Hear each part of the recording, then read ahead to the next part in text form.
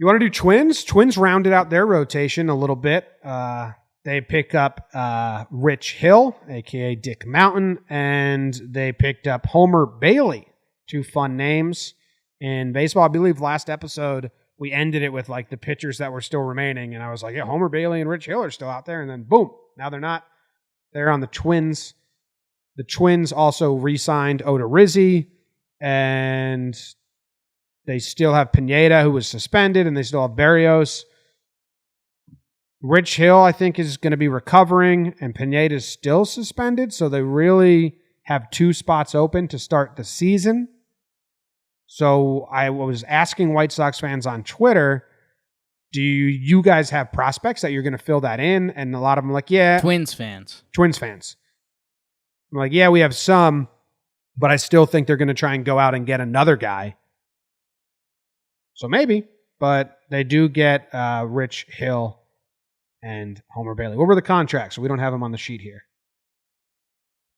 Don't have them on the sheet. I can get it from Pissan's tweet. I think they were kind of incentive laden, which I liked, because Rich Hill is coming off injury, so they're not sure when he's coming back or how much they're going to get out of him. Homer Bailey looked like a different cat when he went over to Oakland. He's always going to have a bad stigma with him because he signed the giant contract in Cincinnati and then he was bad. But we saw him a couple times for Oakland, and he looked mean. I mean, he's got the Christian Bale look going on. He's pumping 95, 96. So maybe his arm found a second life. Maybe the technology helped him find a second life. The Twins are, and I think now I'm copying, pasting from the Passan tweet. But the Twins are a really well-respected organization for how they're run currently, and I think both of these signings were pretty well liked throughout baseball. Bailey gets $7 million, and Hill gets $3 million guaranteed. It can reach up to 12 if he hits some incentive points, which I'm guessing will be how much you pitch. Pitched. Yeah. I mean, sure. We're getting a lot of stopgap rotations built up.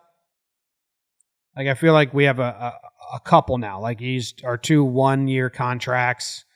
Toronto has a weird rotation that they built.